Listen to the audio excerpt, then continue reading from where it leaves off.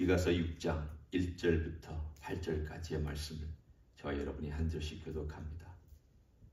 너희는 여호와의 말씀을 들을지어다. 너는 일어나서 산을 향하여 변론하여 작은 산들이 네 목소리를 듣게 하라 하셨나니 너희 산들과 땅의 견고한 지대들아 너희는 여호와의 변론을 들으라. 여호와께서 자기 백성과 변론하시며 이스라엘과 변론하실 것이라. 이르시기를 내 백성아 내가 무엇을 네게 행하였으며 무슨 일로 너를 괴롭게 하였느냐. 너는 내게 증언하라. 내가 너를 애굽 땅에서 인도해 내어 종노릇 하는 집에서 속량하였고 모세와 아론과 미리암을 네 앞에 보냈느니라. 내 백성아 너는 모압 왕 발락이 꾀한 것과 부올의 아들 발람이 그에게 대답한 것을 기억하며 시딤에서부터 길갈까지 이를 기억하라. 그리하면 나 여호와가 공의롭게 행한 일을 알리라 하실 것이니라. 내가 무엇을 가지고 여호와 앞에 나아가며 높으신 하나님께 경배할까? 내가 번제물로 일련된 송아지를 가지고 그 앞에 나아갈까? 여호와께서 천천의 양이나 만만의 강물 같은 기름을 기뻐하실까? 내 허물을 위하여 내 맏아들을 내 영혼의 죄로 말미암아 내 몸의 열매를 드릴까? 사람아 주께서 선한 것이 무엇임을 내게 보이셨나니 여호와께서 내게 구하시는 것은 오직 정의를 행하며 인자를 사랑하며 겸손하게 네 하나님과 함께 행하는 것이 아니냐. 아멘. 4장에서 하나님의 보내신 메시아의 나라에 대한 설명을 하시고 그리고 5장에 와서는 그 메시아가 어떤 분인지를 밝혔습니다. 그리고 6장과 7장에 와서는 이제 백성들에게 도전합니다. 너희들이 내가 이렇게 행하는데도 불구하고 너희들은 왜 그러느냐 라고 하는 하나님의 변론, 도전 또는 그들을 설득하려고 하는 하나님의 말씀입니다. 오늘 여러분이 변론이란 단어를 볼 수 있을 것입니다. 이것은 법정에서 쓰는 용어입니다. 하나님께서 지금 이것을 재판석이라고 한다면 재판석에 하나님 앉아 계시고 피고석에 이스라엘 백성이 앉아 있고 그리고 하나님은 원고도 되시고 그리고 동시에 하나님은 자신의 변론을 하시면서 또한 이들에게도 변론할 기회를 주고 있습니다.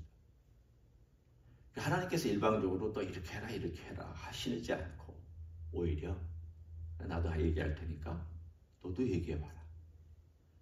일종의 법정에서의 논리 또는 근거, 증거, 증언, 증인 이런 것들을 다 동원해서 마치 싸우고 있는 법정 싸움과 같은 그런 맥락이 바로 6장의 흐름입니다.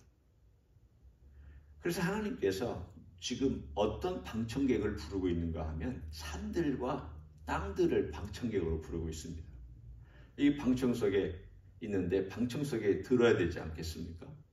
6장 1절 2절을 보면은 산을 향하여 변론하며 작은 산들이 내 목소리를 듣게 하고 너희 산들과 땅의 견고한 지대들아 들어라. 이게 방청석입니다. 백성이 여기 앉아 있으니까 방청석은 비어 있을 거 아닙니까? 그러니까 천지에 있는 산들과 땅들을 방청석에 앉혀놓고 하나님께서 변론하시는 겁니다. 뭐라고 변론하십니까? 내가 너희를 뭘 섭섭하게 했느냐?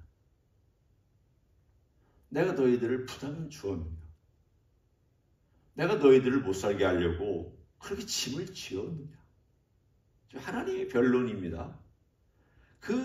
이 변론의 가장 핵심되는 내용이 하나님께서 말씀하시기를 내가 너희들에게 행한 것을 좀 기억해라는 것이 바로 하나님의 중심 메시지입니다. 너 좀 기억 좀 해라.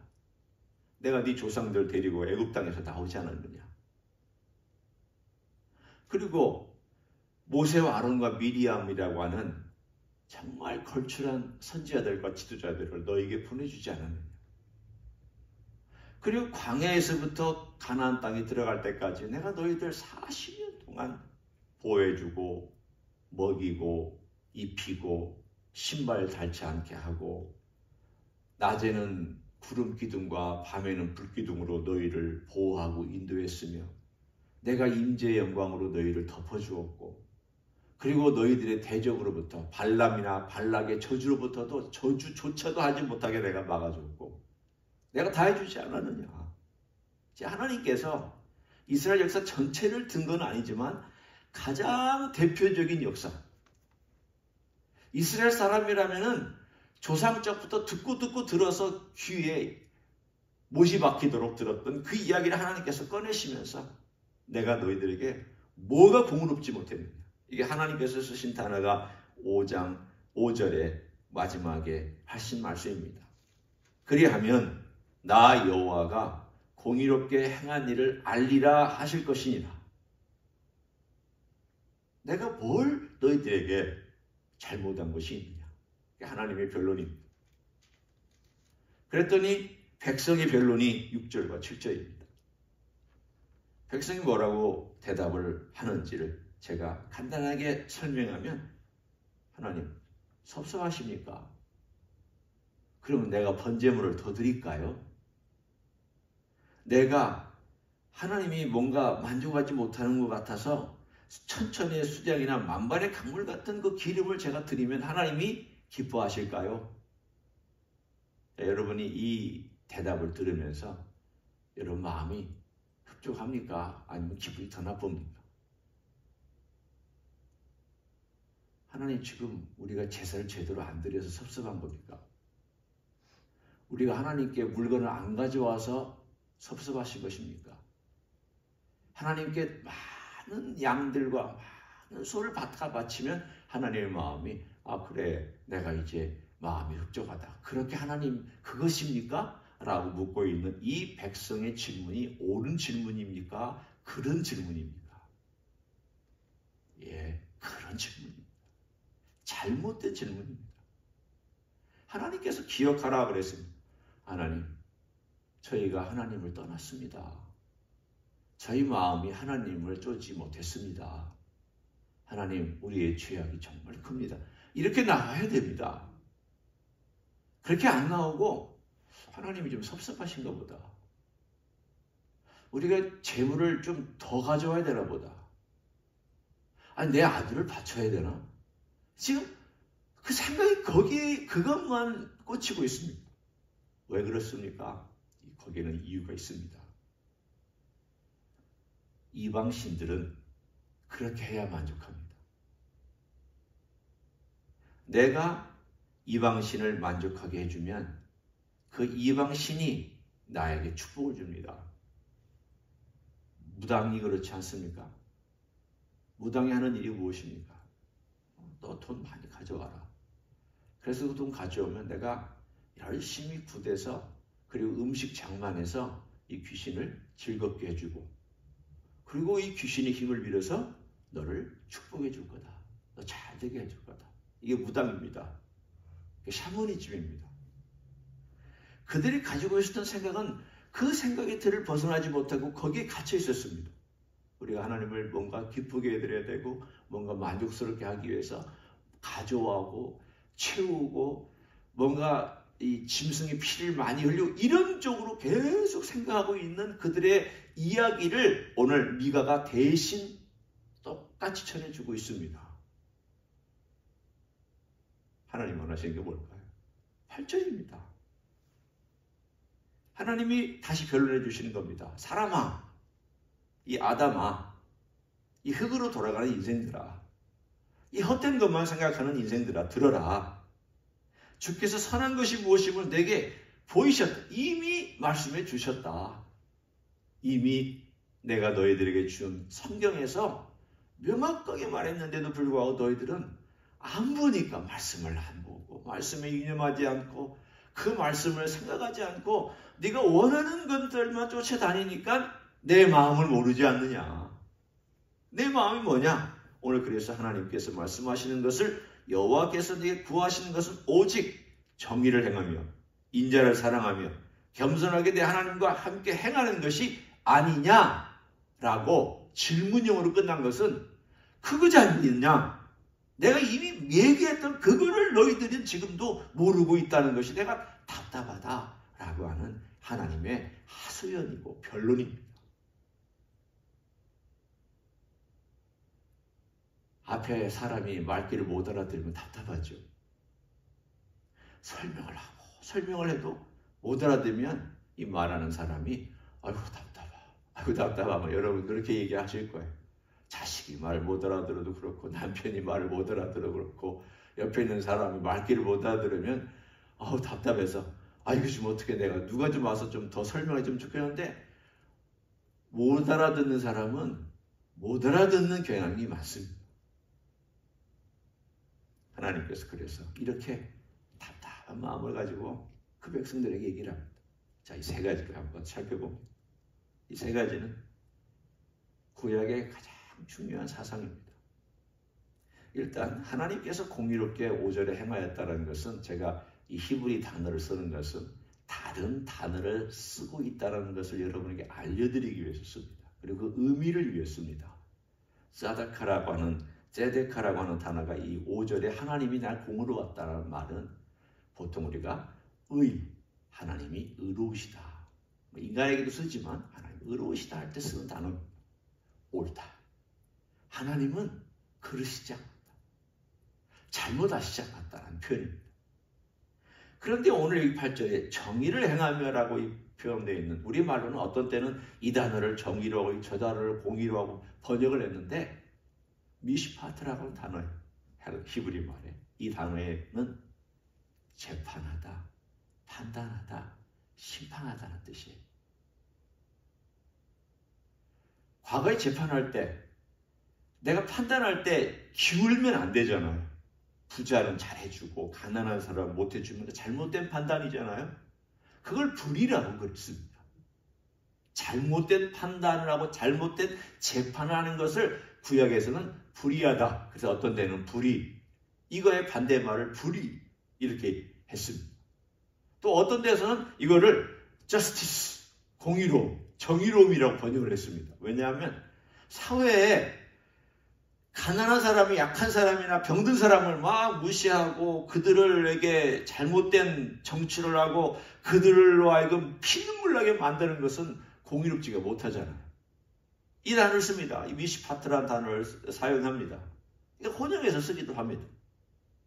그런데 이 단어의 원래 뜻은 판단하다예요. 그러면 개인적으로 우리가 쓸 때는 뭡니까? 물론 법정에 가서도 할 수는 있지만 일반적으로 내가 남에 대해 판단할 때 편향적으로 판단하지 않는 거예요. 저 사람 공부 많이 하고 돈을 많이 벌었으니까 인격도 훌륭할 거야. 예를 들어서 지금 얘기하는 것입니다. 저 사람은 실패했고 저 사람은 여러 가지 문제가 많은 사람이니까 성격도 안 좋을 거야. 편향적인 사고방식입니다.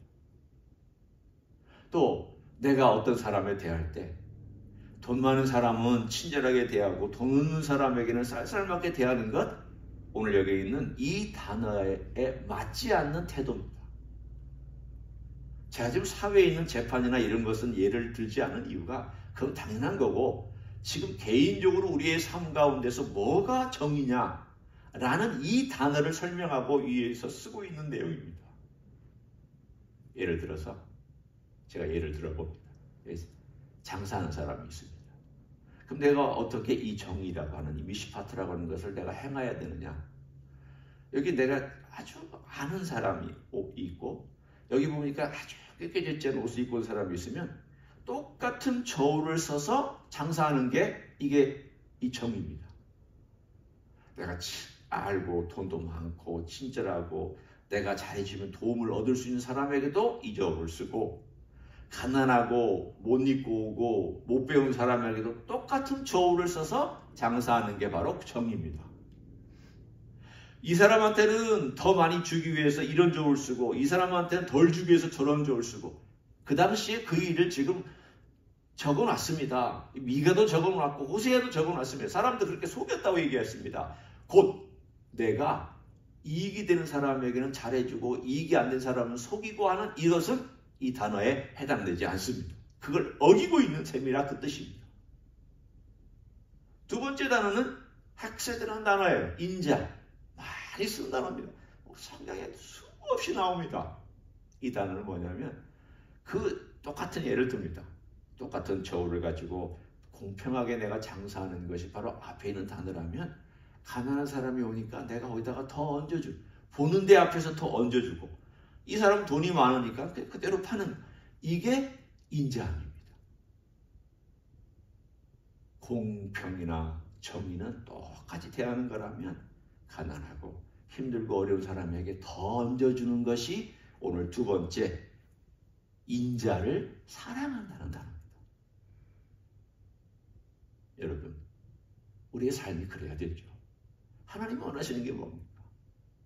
나에게 잘해준다고 그 사람한테는 뭐든지 갖다 주고 나를 좀 섭섭하게 한 사람은 쌀쌀하게 대하. 이게 하나님의 정의가 아닙니다. 똑같이 잘 대하. 우리 주님 말씀하셨어요. 다른 표현들 말씀하셨어요. 너는 악한 자나 선한 자나 잘 대해줘라. 이게 정의입니다. 두 번째, 인자는 하나님 마음 가지고 힘들고 어려운 사람을 더 잘해주는 겁니다. 아파하는 사람에게 더 잘해주는 것입니다. 눈물 흘린 자에게는 더 가까이 다가가주는 것입니다. 돈 많은 자에게 가는 것이 아니라 그 사람에게 잘해주는 것이 아니라 공부 많이 했다고 잘해주는 것이 아니라 힘들고 어렵고 소외되고 아프고 홀로 되고 곤고한 사람을 더 잘해주는 것. 이것이 바로 인자입니다. 이 두 가지는 구약 성경에 특별히 앞에 있는 공의와 공의, 정의, 인자 이거는 보통은 앞에 두 가지는 같이 늘 가니까 이 두 가지는 굉장히 중요한 구약의 사상에 뭐라고 표현하면 더 좋을까요? 기둥. 엄청나게 중요한 내용입니다. 너 그거 알면서도 안 하고 있다는 뜻입니다. 그리고 마지막에 하나님과의 관계를 말합니다. 네가 나하고 동행하면 창세기부터 나온 이야기 아닙니까? 에녹이 하나님과 동행했다. 노아가 하나님과 동행했다. 아브라함이 하나님의 친구로서 동행했다. 계속 하나님께서 말씀하시는 내용은 나하고 동행해라. 나하고 동행해라. 결국은 하나님과 관계, 맨 마지막 세 번째가 존재해야 첫 번째와 두 번째가 존재합니다. 그 위에 있는 하나님과의 관계에서 수직적인 관계가 동행하는 삶이 있어야 오른쪽으로 미시파트, 정의와 왼쪽으로 인자함이 오른손과 왼손처럼 그렇게 자연스럽게 그 삶이 아름답고 하나님이 기뻐하시고 즐거워하는 삶이 될 것입니다. 내가 원하는 것은 재물이 아니다. 내가 기름을 먹고자 해서 내가 너희를 이렇게 얘기하는 것이냐. 내가 원하는 것은 너 자신이 이렇게 나를 바라보고 내 마음이 흡족하게 살아. 그거 내가 원하는 것이다. 하나님 명확하게 말씀해 주셨습니다. 오늘 우리 이 말씀을 깊이 묵상해 보기 원합니다. 정의란 편파적이지 않고 편향적이지 않고 치우치지 않고 공정하게 판단하는 것이 정의며 인자란 약하고 힘들고 그리고 어려워하는 사람에게 내가 더 잘해주는 것이며 그리고 세 번째 이것은 바로 가장 앞에 나 있는 두 가지가 있게 하는 그 가장 근본적인 것 하나님 그분과 동행하고 우리 주님과 동행하고 우리 예수님과 동행하는 그 삶이 있어야 이 두 가지가 자연스럽게 나온다는 것을 아시고 오늘도 주님과 동행하는 여러분이 되시기를 예수님의 이름으로 간절히 축원합니다. 기도하겠습니다. 고맙습니다. 예수님 우리에게 이 세 가지를 말씀해 주셔서 감사합니다. 예수님과 동행하는 것을 기뻐하시고 예수님은 우리의 친구가 되시기 위해서 이 땅에 오셨고 또 목숨까지 주셨기 때문에 우리와 함께 동행하시는 것을 가장 기쁘게 여기시니 감사를 드립니다. 예수님과 함께 동행해야 우리가 정의도 배우고 예수님과 함께 동행해야 우리가 인자함도 배우고 또한 그것을 실천할 수 있는 줄로 믿습니다. 주님, 오늘 하루도 주님과 동행하는 하루 되게 축복해 주시기를 원합니다. 예수님의 얼굴 보고 사는 하루가 되기를 원합니다. 그래서 정의와 인자를 행하며 살아가는 하나님의 종이 되게 하여 주시옵소서. 이제는 우리 구주 예수 그리스도의 은혜와 하나님 아버지의 극진하신 사랑과 성령 하나님 교통하심의 역사가 오늘도 정의와 인자와 우리 주님과의 통행을 삶 속에서 실천하며 살아가기를 소원하는 이 자리에 참여한 모든 종들 위에와 주임지 히스교회 위에와 이민교회들과 한국교회들과 선교사님들 위에 이제로부터 영원히 함께 하실지어다.